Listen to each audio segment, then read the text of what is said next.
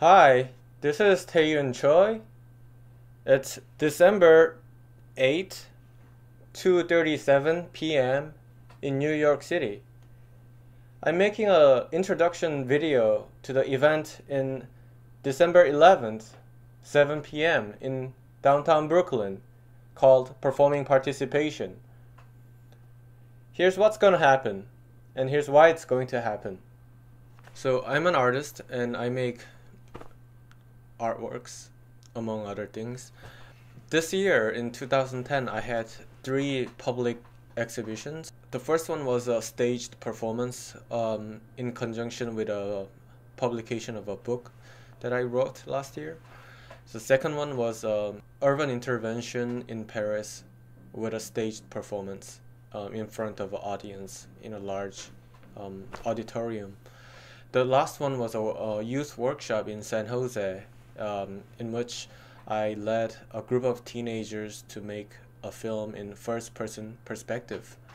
In these events, which were mostly participatory in its design, I felt a bit of a displacement from my work and from the participants.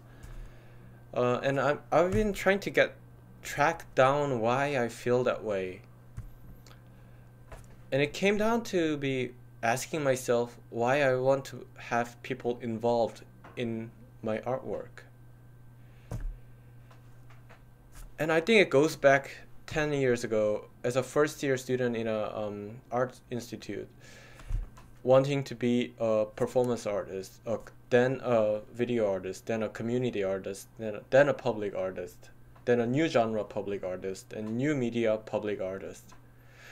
And I think the textbooks and sort of artistical references that I was being exposed to contributed a lot to it. And there were all these images of really famous performance artists or community artists that I really admired, such as the image of Joseph Beuys planting 7,000 oak trees and basalt stones in Kassel and around the world. And Ignacio Mangalo Ovalle, his youth media street media project, in which a group of teenagers were holding a video camera in a usually Latino neighborhood in which there was a lot of violence, and his project invited these youth to make a video, shoot a film other than shoot each other. And this sort of a triumph of performance and community-based art seemed to be an answer to what I was looking for, which is my useful dropout from the Christian community that I was sort of related to, but never really felt comfortable. And also my understanding of creative activism that an artist can do, because I always had a problem with activism in a sense of politics. But what does activism mean to live in an active way? And obviously, these sort of things came together to form my desire to have a participatory work. But I felt hypocritical to do these community projects in faraway places and write about it in an application for grants and proposals. But coming back home in Brooklyn, in which that I had no relation with the community. This is a drawing of a community of those who have nothing in common. I was living in Crown Heights, which was a purely economic decision to get the cheapest apartment in. And I was living with two people that I wasn't really understanding.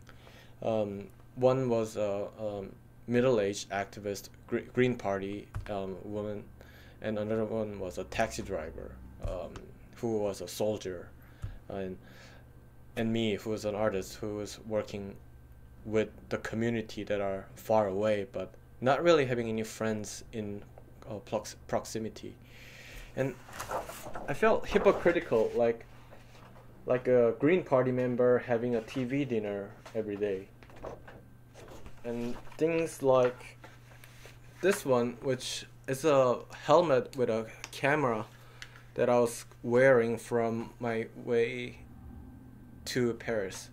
And I was using this device to interact with the people, other tourists in the city, with holding a laptop, recording and doing other things. In San Jose, I was building on top of these idea of first-person perspective, and I was questioning if I was doing this as a workshop because I didn't think the ideas are good enough to make into an artwork. And if I'm not really proud of the work, I'll make a work as if it was made by the students, so I could get away with it while still making it. And another problem that I encountered at the San Jose workshop is it was sponsored by a large software company, and they provided a lot of material resource, money to make it. But I realized it's actually more money, more problem. It's sort of obvious, but when these corporations sponsor art events, especially community-based art events, it's obvious that it's for publicity reason. So these are some of the reasons why I was feeling displaced from my work and the participants. And I've been thinking about that for a while, and that's why I organized the event today. Because in the works of the artists that we are going to see today, I found something that I wasn't aware of or was forgetting in terms of participating in the work. And I am very proud to have a chance to present these artists' work to the community of artists and friends that I really care about. So Brody Condon is an artist who makes performance art, as well as I don't think it makes sense to categorize his work in terms of medium, but it plays in the idea of participation and spectatorship to the extreme degree. He was presenting the piece Level 5, or at the same time as I was doing the workshop in San Jose, but I couldn't go see the performance because it was a private event that only the participants could see it. And after seeing his artist talk, I became a bit of a cult follower to the Level 5 project. I still haven't seen the documentation as it was only finished recently. And I'm very excited to have a chance to share this work in the presence of others in the same room, because it will be as close as one can get to participating in the work. Zach Lieberman is a friend and a collaborator. We did a couple of projects together. There were workshops, class, or open laboratory for an art festival. And last year, his collaborative project, iWriter, won the Golden Nika at Ars Electronica, which is a sort of a big deal in new media art, as well as other awards like Time Magazine 50 Inventions of the Year.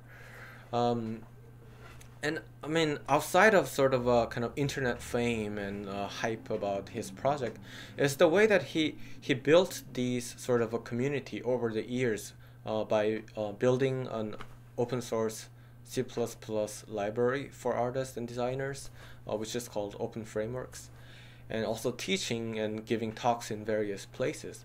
So it started from a really small group of kind of nerd media art groups, and then it expanded to artists and designers and much larger community and commercial projects as well as artistic projects.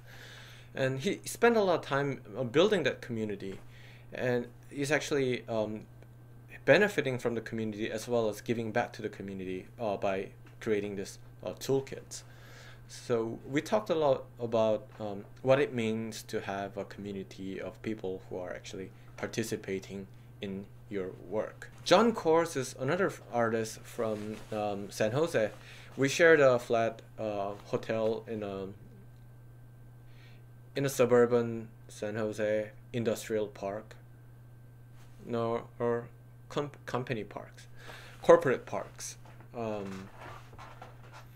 and he led a walking tour to the salt plant, which I went back a couple of times, as well as his recent excursion to New Jersey spice industrial zone that he will present today. He often collaborates with an expert in a scientist or for the case of the New Jersey excursion, a mountaineer to lead these trips and brings back these amazing footages or kind of humorous interventions. And it was really beneficiary to experience his work in real life as well as through documentation. Nadia Marcin is an artist that I got to know through Columbia University MFA exhibit. And I was attracted to the visual quality and her presence in the films. More I got to know about how she makes these works and what kind of relationship these actors or places or technicians have in her life. What kind of relations do they have in their real life as well as the life in the artworks. And we are showing a documentation from her performance as well as a film piece. David Merritt and Adeline Bailey are two friends that I met last year, and with Merritt I talked about this idea of difficulty of making an artwork, which was a application that I was writing for Jan van Eyck Institute. But I really value their artworks, their decisions in making of these works, as well as their energy while performing. And I think there's much more to explore together, and I'm very pleased to present these two artists. And what am I doing? I'm not sure.